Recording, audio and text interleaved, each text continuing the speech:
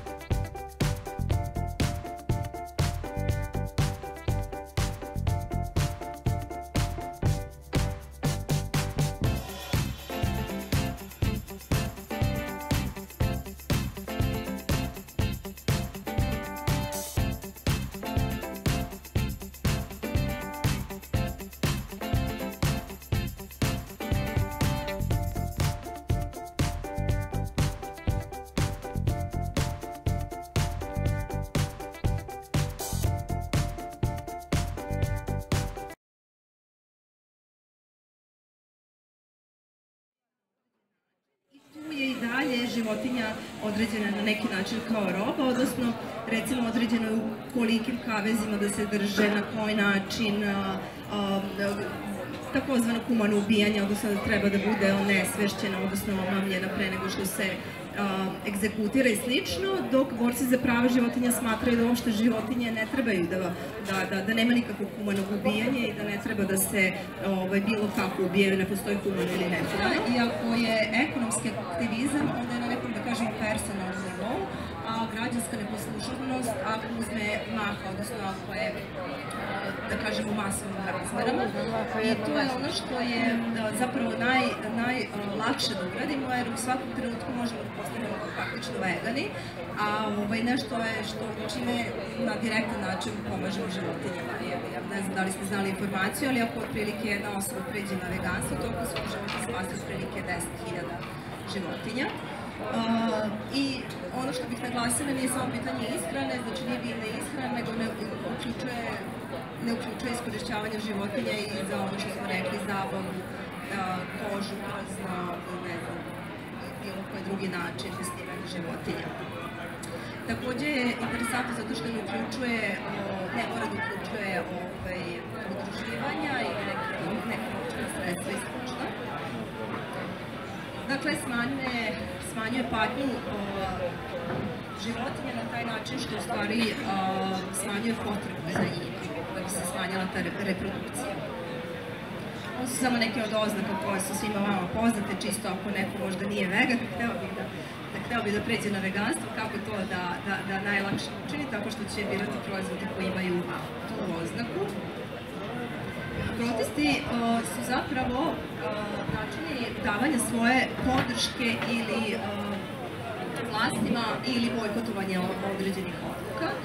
Ima ih više vrsta, od pojedinačnih izjava do nekih, kažemo, masovnih demonstracija. Te demonstracije su one na čemu ću se ja zapravo fokusirati, na što ću se fokusirati. Ideja su sistematske i mirne kampanje. Iako ne mora ta kampanja da bude mirna i ne mora da bude ilegalna, ne mora da bude legalna, ali često je to, da kažemo, mešano, odnosno ne pravi se neka konkretna razlika, pa bih ja napravila razliku.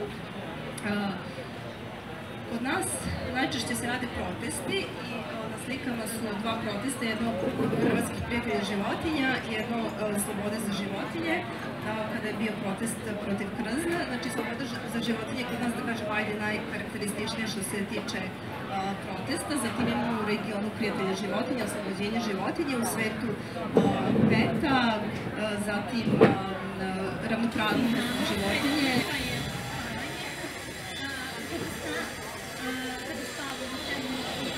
Sad, pričali smo o detoksikaciji u toku noći, da bismo je najpravilnije nastavili.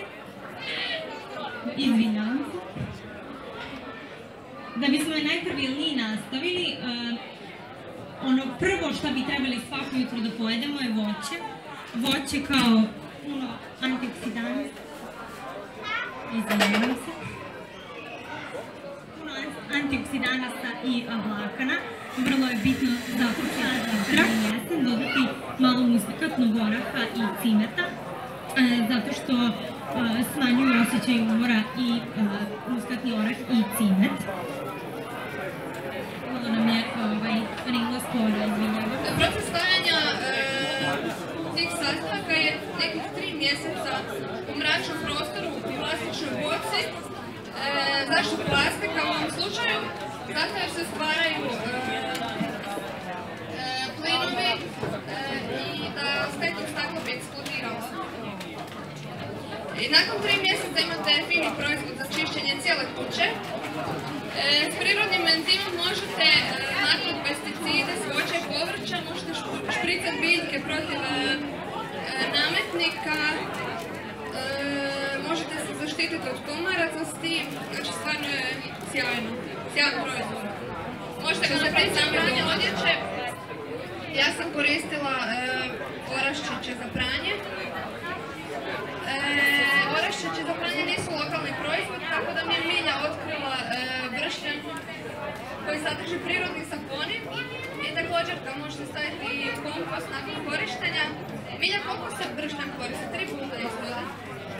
Ja ga koristim jedan ili 2 puta. Ostavim te ostatke, stavim mekom i dodam malo, pa pogledam da izvadim i stavim kompost. Ok. Bršljan možete koristiti recimo 2 puta, oraščiće za pranje rublja možete koristiti 3 puta. Oraščiće, ne znam ili imate to ovdje. 3 oraščića stavite u onu malu vrećicu i možete s tim 3 puta prati. Nakon toga stavite u kompost, ali evo bršljan lokalni proizvod možete koristiti također i bez toga. Što se tiče čišćenja, kombinacije octa i sode bikarbone stvarno čiste sve što možete naći u svojoj kući. Očepljivaju odvod, uklanjaju masnoću iz pečnice, skidaju kamenac. Da. Zato smo tu da kažemo ne jasno medu. Znači, to je poruka. Med nije za nas. Nije bitno da li ste vegan ili ne. Med ne pripada nama, med pripada njima. Iz razloga što mi uzimamo njihovu hranu. To je jednostavno. Pčele se, sad ću opisati malo kako se pčele naručuju putem pošte i šta se sve dešava. Znači, pčele se naruče, mogu da se naruče putem interneta i dobiju se putem pošte. U tom nekom transportu one mogu da ukinu i da budu ozleđene.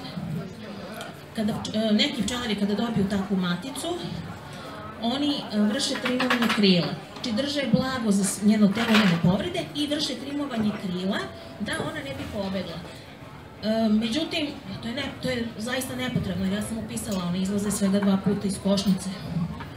Da, matica je ta koja treba da ostaje u košnici, da drži društvo i da izleže jajašca. Ono što također rade jeste obeležavanje matica. Sada isto, ja sam našla 2 varijante. Na vegan strani opisuje se kako postoje flomasteri koji utiče, svaki flomaster utiče, ima hemijske sastave, koji utiče, izaziva glavobolju, slab vid, dezorijentaciju i tako dalje. Ti flomasteri, naime tako je navedeno, da ti flomasteri mogu da štete pčela. Međutim, ja sam čitala neke podatke, te pčelari preporučuju bezbedne flomastere kojim se matice obeležavaju. Ja ću to naknadno istražiti i stavit ćemo to na stranu. Znači, postoje flomasteri koji služe za obeležavanje matice. Ja ne znam zašto se to obeležava, meni to nije jasno, bespotrebno, ali kažu da su bezopasni. S jedne strane vegani kažu da nije, s druge strane ja sam čitala da moraju da se koriste isključivo ti koji su bezopasni. Tako da to je to.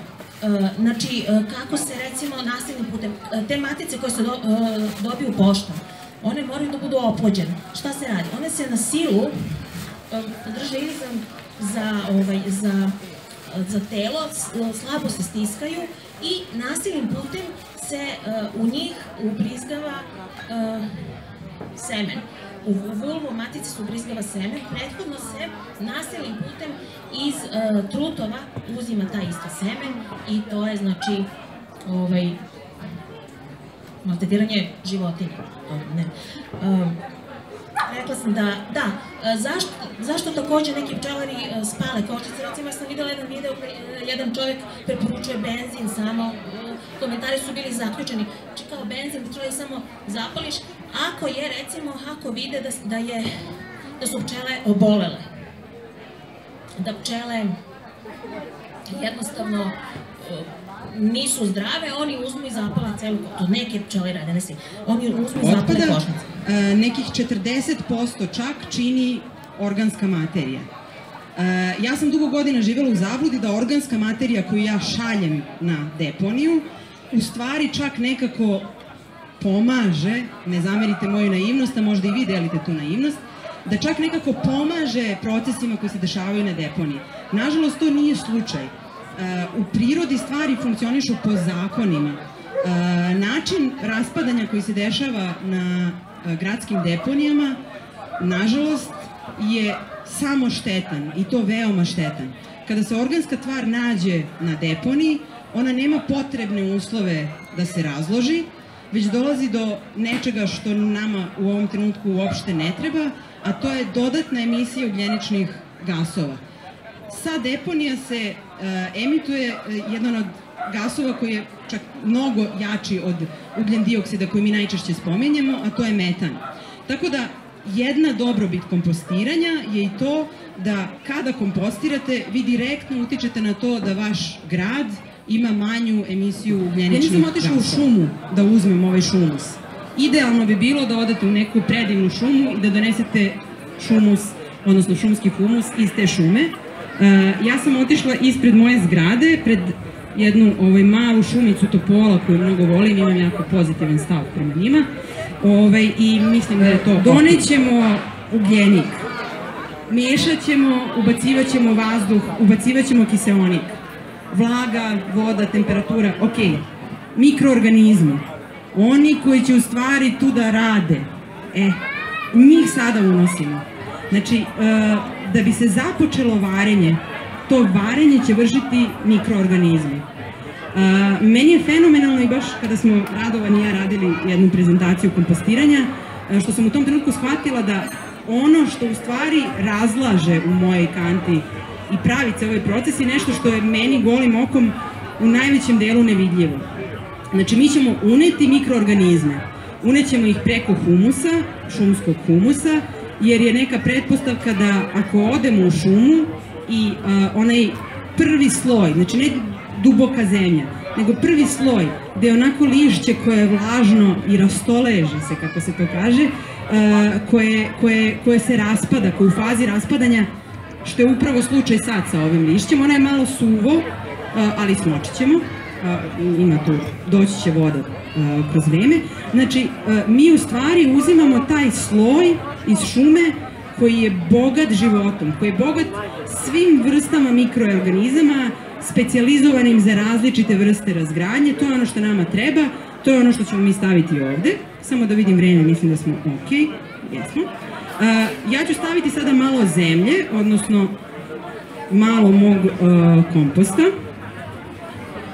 jer kao neki kvasac kad se pravi hleb, moja pretpostavka je da u mom kompostu, koji se skroz fino razgradio, još uvek ima mikroorganizama i stavit ću malo ovog, za početak, naseckanog natrona i to bi bilo to za početak. I sad ono što vi ne vidite, ali evo pokušajte da vidite, skoro trećina ove moje kante je već sada puna. Ali to nije nikakav problem, nemojte da brinete. Kada krenete da slažete sada slojeve, sve ću vam reći, vaše ovo naslagano će se slegati. Znači sve vreme će se u stvari i smanjivati, ne samo ovo vaše ubacivanje, nego će se dešavati i smanjivanje. Ako je ovo bilo moje današnje smeće,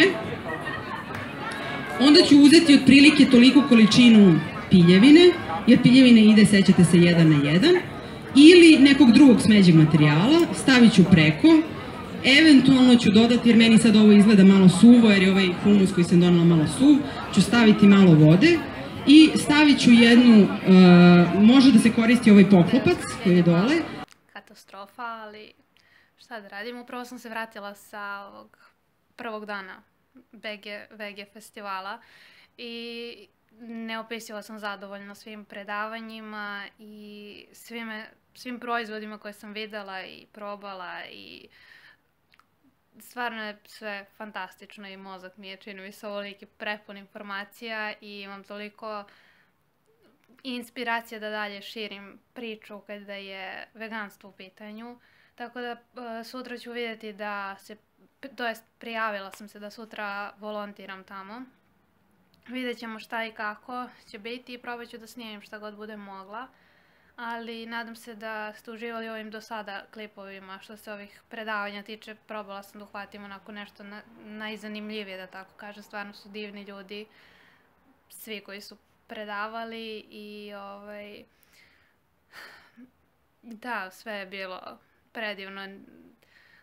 Drago mi što sam prisustvovala tome i žao mi što ranije nisam znala da se održava tako nešto. Tako da, jako pozitivno iskustvo i kogod nije posjećivao do sada, preporučila bih na nekom od sljedećih da dođete, da vidite, da probate hranu i ima dosta onih eko proizvoda kada je domaćinstvo u pitanju što se tiče pranja veša i tako dalje. Vidjet ću sutra da kupim nešto i da, nadam se da će se nastaviti nešto sutra. Ako ne, onda